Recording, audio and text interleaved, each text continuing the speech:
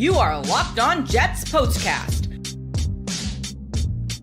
Part of Locked On Sports New York on the Locked On Podcast Network. Your team every day.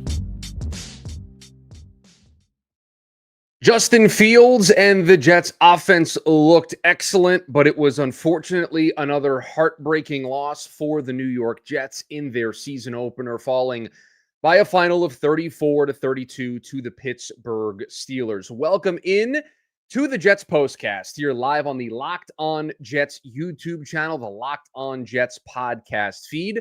Your POSTCAST host, Chris Schubert, here with you all throughout the Jets season. The moment the Jets get done, we recap it all here on the POSTCASTs. Don't worry, John isn't going anywhere. For those of you who maybe were with me last year, we did these on the Locked On Sports New York YouTube channel after every Jets game. I'm also the Mets POSTCAST host over on the Locked On Mets YouTube and podcast feed. So John's not going anywhere. This is just addition to your regularly scheduled programming. I'll have you after each and every Jets game throughout the course of the season. Think of this as a place to hang out and vent. And certainly today is a day where you probably want to vent immediately after what happened. And so that is where we will start this afternoon's POSTCAST, because it was another heartbreaker for the New York Jets. This is what you'll be talking about. An offense that exceeded expectations in so many ways. We'll talk about Justin Fields' performance in this one. We'll break down Breece Hall, reminding everybody that he is Breece Hall. But coming into this season, you knew that there was going to be much attention paid to the offense. Could they score enough? Would they be able to have this run-heavy approach and for them to be able to be in these games late? Or would they get knocked off their game script, have to throw too much? And that was where we would see the warts of Justin Fields. The Jets offensively got to play exactly the game they wanted to play. And I don't know if any of us thought 30-plus points was something that the Jets offense was going to be able to do in the first week of the season, and they did.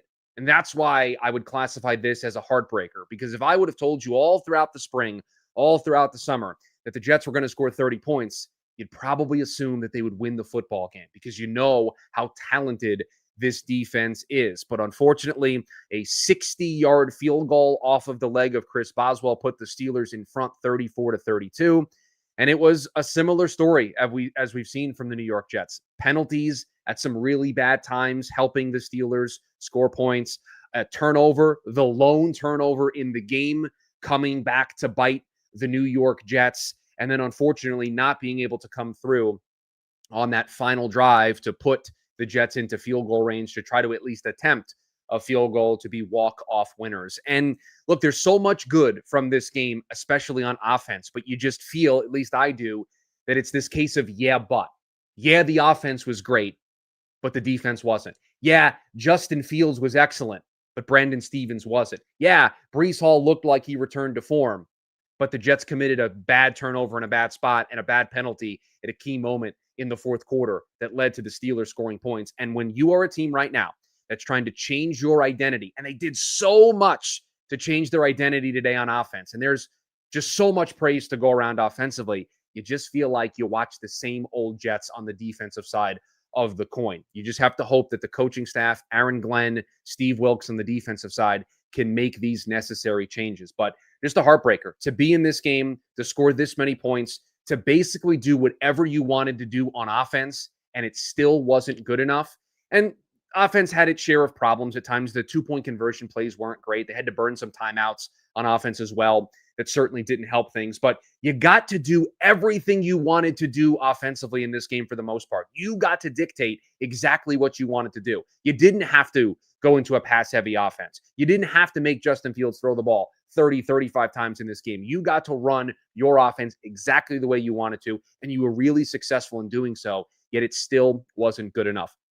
Let's talk about the player I think everybody was most interested to see in this game today, and that was the quarterback under center for the New York Jets. And I thought, I wrote in my notes at one point throughout the game, and this was after they took the 26-17 lead. I wrote, if this is the Justin Fields the Jets are going to get, they're going to be in every game they play this season. If that Justin Fields shows up every single week, and let's face it, I don't think Justin Fields did anything today that was out of character for who he can be as a quarterback. Let's just break down the numbers. They only threw the ball 22 times. I think that's the exact sweet spot that they want to live in. He was 16 of 22, 218 yards, 1 touchdown. Most importantly, he didn't turn the ball over. And if Justin Fields isn't going to turn the ball over, I think this offense is going to stay on schedule. They're going to be able to get Breece Hall involved. They're going to be able to run with Justin. They're going to be able to get the ball to Garrett Wilson, get the ball to Mason Taylor and Breece Hall out of the backfield with their short passing game. I mean, they only took 1 deep shot in this game. It was a great one. It was a deep ball to Garrett Wilson. So you know this offense. They're going to run the ball.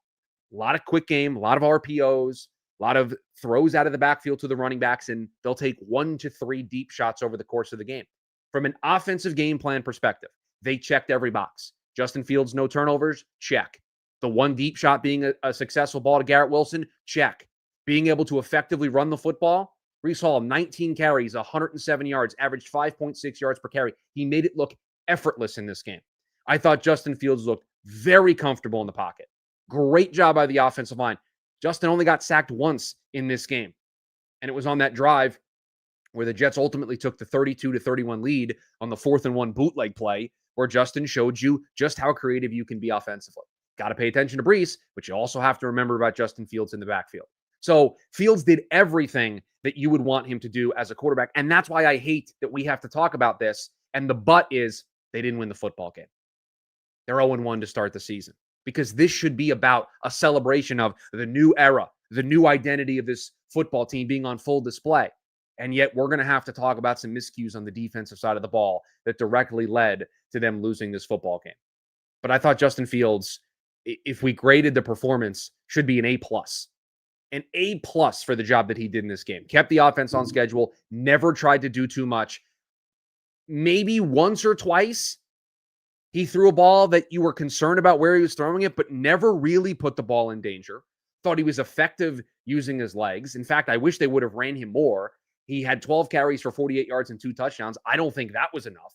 They could have easily gotten into some more RPO designed QB runs. Believe their first designed run for Fields didn't come until the second quarter of the game. Picked up 6 yards. Wish they would have gotten into that sooner. Wish they would have done it more throughout the game, because he was a real weapon. You saw it. Extending plays when the passing play broke down, keeping drives alive. And I just thought he was so much better. I came into this thinking, all right, 170, 190 yards in the air, keeping the team, on schedule, within tempo, getting the running game going, don't turn the ball over.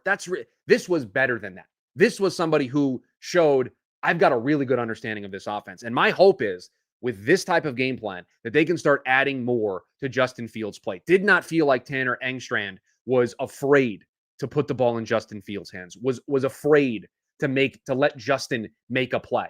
And Justin certainly throughout the course of this game made a number of plays. We got to talk about the defense, and something that we do on the Mets postcasts here, for those of you that maybe are coming over from those to hang out with me, those Mets-Jets fan crossover.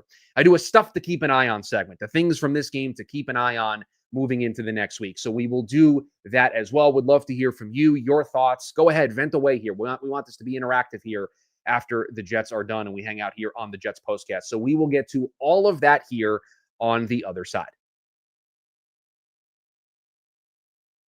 This episode brought to you by PrizePicks, the daily fantasy app where making the right call can actually pay off. You and I make decisions every day, but on PrizePicks, being right means cashing in. With football back, PrizePicks, simplest and fastest way to get in on the action.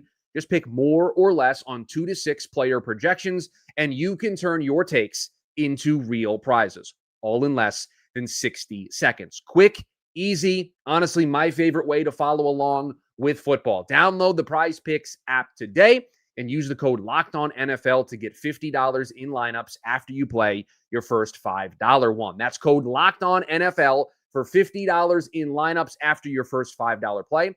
PrizePicks. It's good to be right. NFL season back. Honestly, nothing better than being in the stadium surrounded by fans cheering on your team.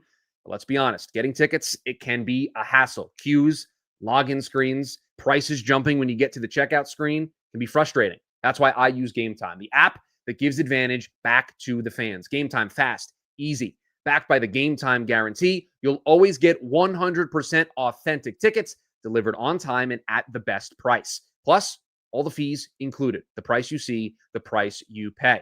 The app makes it super simple. You can even see the exact view. This is my favorite feature from the seat before buying. You got zone deals. Pick the section, Game Time picks the seats, and you save big. Faster, cheaper, less stressful than any other way that I've bought tickets. Download the Game Time app, create an account, and use the code LOCKEDONNFL for $20 off your first purchase. Terms apply. Again, that's promo code LOCKEDONNFL for $20 off. Swipe, tap, ticket, go. Download Game Time today. Locked On Jets fans, are you still paying full price for gas? Stop leaving money behind. Get real cash back every time you fill up with the free Upside app. Simply download the free Upside app in the App Store or Google Play Store right now and start earning cash at the pump today. Use the limited time promo code TOUCHDOWN and get an extra 25 cents back per gallon on your first fill up. You can make up to $300 a year just from buying the gas you already needed. At first, I thought it was too good to be true, but totally legit. Real people are getting paid just to make their daily commutes, and you can too. Plus, you can cash out anytime to your bank account, PayPal, or an e-gift card from Amazon and other brands. Don't let this offer drive on by. Download the free Upside app now using the limited time promo code TOUCHDOWN for a limited time 25 cent per gallon bonus. That's promo code TOUCHDOWN. Offer varies by user and location. Go to upside.com for terms and conditions. Back here on the Jets, I almost said Mets. I almost slipped up. Would have to have put $1 in the jar. The Jets postcast here on the Locked On Jets YouTube channel, the Locked On Jets podcast feed. If you're watching us, you're listening to us. Chris Schubert here with you. Don't worry, John's not going anywhere. Think of this bonus content. The moment the Jets are done, we are here to hang out with you the moment the game is over to recap everything that we just saw. Unfortunately, a heartbreaker for the New York Jets, a 34-32 loss in their season opener, a game that they should have won. But unfortunately, the reason why gave up 34 points in this game. They struggled defensively to keep the Steelers off the board. And it just goes to show that you can have all the talent in the world. You got to execute on Sundays. And the Jets certainly didn't execute. And I don't want to put one player on blast, but certainly felt like a lot of the big chunk plays that the Steelers were able to get in this game, they targeted Brandon Stephens. And Brandon Stephens did not have a good game for the Jets. He's one of their free agent acquisitions from this past offseason, supposed to be added to this corner room, and he struggled. A lot of big plays, miscommunication on guys he's supposed to be covering, left wide open. The DPI penalty that helped the Steelers extend a drive. And again, I don't want to harp on him because there were other things that went wrong for this team defensively, but it just felt. The feeling watching the game is every time the Steelers had a big play, the touchdown off of the kickoff fumble, Brandon Stephens loses his guy, slips, gets beaten over the top. And it just felt like every time I looked up, Brandon Stephens was at the center of a play going wrong for the Jets defensively. But it wasn't just that, right? The turnover was certainly a bad one. Just a huge momentum shift that the Steelers fully took advantage of. But I want to go to the drive right before that. They, after 3rd and 12, 10 minutes to go, they get off the field defensively.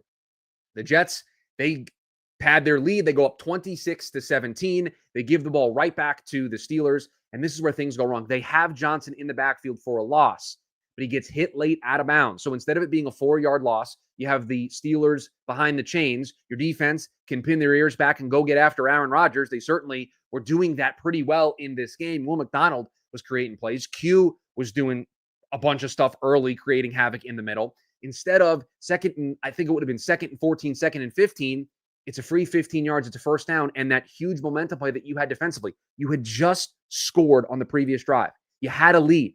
You were about to get a good start to this drive, be able to get the ball back to your offense. And I was hoping that they could go on that, what I thought they would want to do in this game, that 10-12 play drive where they take 7 or 8 minutes off the clock. They didn't really do that in this game. They were a little bit more quicker with their offense than I think many of us, myself included, anticipated. So we'll put this in the stuff to keep an eye on. Can't commit those types of penalties. These were the things that did them in last year. And let's face it, we can be optimistic coming out of this game with the way the offense looked. We can be optimistic about Aaron Glenn and this coaching staff. And certainly I think you can have the takeaway today that this coaching staff looks legit. I know they lost the game. I know this was a heartbreaker, but you feel like this team, at least week one, first sample size that we have here, they have a coaching staff. You can feel good about that. This team in general isn't in a place where they can get away with mistakes like that. They are going to play every game very similarly to this one. Maybe not to the tune of 34-32. These games are going to be close. These games are going to come down to who makes the big mistake. Think about the mistakes the Steelers made in this game. Can't think of many, but I can think of a kickoff fumble, that bad penalty. Those mistakes come back to bite you when you are a team that has a limited margin for error. And so a lot of positives to take from this game, but those penalties, they have to clean them up. And they were doing well early.